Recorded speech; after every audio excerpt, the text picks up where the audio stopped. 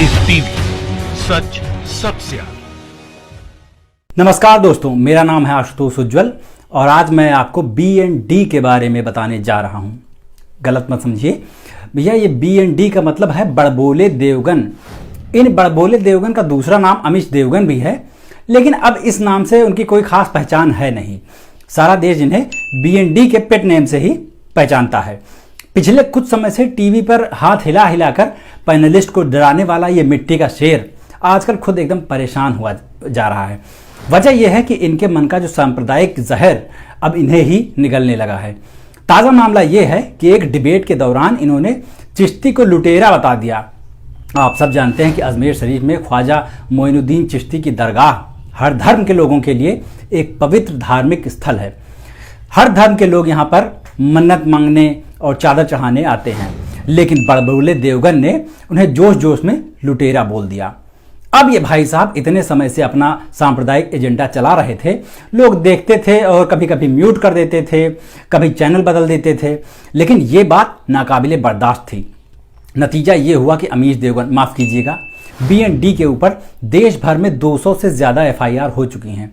ये बात पत्रकार वाहिद अली खान ने अपने एक फेसबुक वीडियो में भी बताई है। आप खुद सुनिए।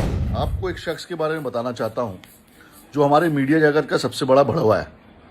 भड़वे के साथ साथ उसको दलाल की भी पदवी दी गई है। जी हाँ, और वो मीडिया जगत में बड़ा ही लोकप्रिय अपने आप को बोलता है और उन सब उसका नाम भी आप लोगों को पता है मैं किसकी बात कर रहा हूं। जी हाँ, मैं बात कर रहा हूं अमीश देवगन की। इस इंसान को जर्नलिस्ट कहना हम जर्नलिस्टों की तौहीन है। इसे भड़वा कहें तो ठीक है, दलाल कहें तो ठीक है। इसके बाद वही हुआ जिसका डर था। अमीश देवगन वीर देवगन बन गए, माफी मांगने लगे। पहले माफी मांगने वाला ट्वीट किया। उस ट्वीट पर जब मैंने लास्ट टाइम देखा तो कोई 2500 रिट्वीट और 13,000 से ज्यादा रिप्लाई थे। मतलब समझ रहे हैं आप, इसका इतना प्यार करते हैं लोग अमीश देवगन से कि रिट्वीट से 5 गुना ज्यादा रिप्लाई थे, जिनमें से आधे ने केवल BND लिखने के लिए अपने कीबोर्ड को तकलीफ दी थी। अमीश देवगन को फिर अपनी दूसरी गलती का भी एहसास हुआ। पहली गलती तो चिश्ती को लुटेरा बोलने की थी, दूसरी गलती ट्विटर पर सॉरी बोलने की। उनको लगा कि यहाँ की माफ़ी कबूल नहीं होगी, तो टीवी पर माफ़ी मांगी पहले और फिर उसका वीडियो उठाकर फेसबुक पर अपलोड किया। इतनी मर्सी पिटीशन तो खैर जाने दीजिए। अमीश देवगन ने माफ़ी मांगते हुए कहा कि मैं खुद अजमेर शरीफ जाता हूं और ख्वाजा गरीब नवाज पर मेरी पूरी आस्था है।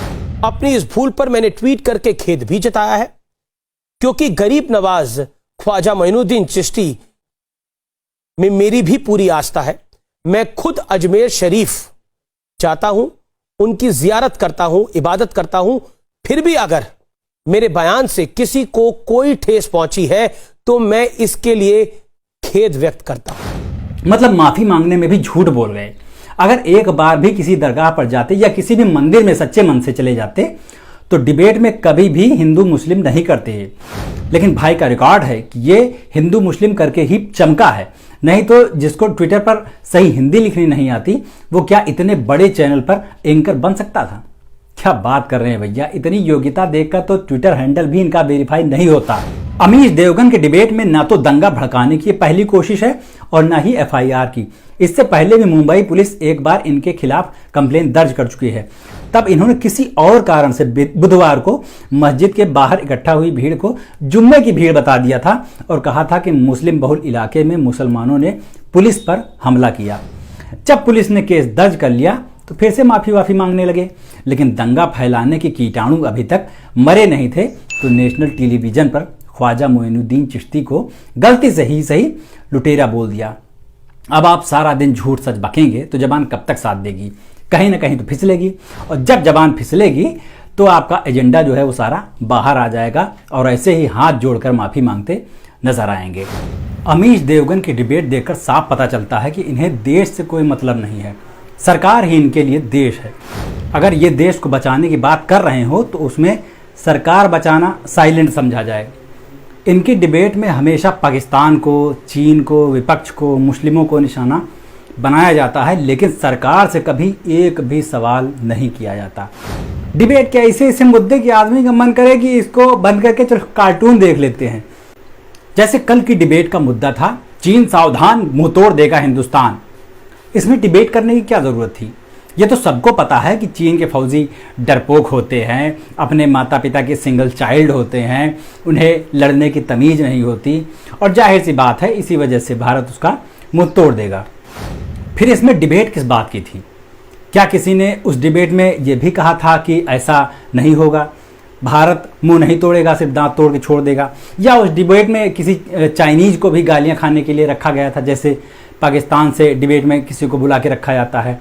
ऐसा कुछ नहीं था। वो डिबेट सिर्फ और सिर्फ सरकार की नाकामियों को छिपाने के लिए थी।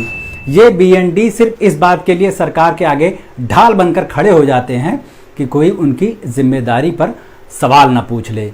लेकिन जब इनकी ज़बान फिसलती है तो इन्हें माफ़ी मांगनी ही पड़ती है, और मांगनी ही पड़ेगी, क्योंकि स्टूडियो के अंदर से जहर उगलने वाला कानून और देश से ऊपर नहीं है। लाइव टीवी, सच सबसे आगे।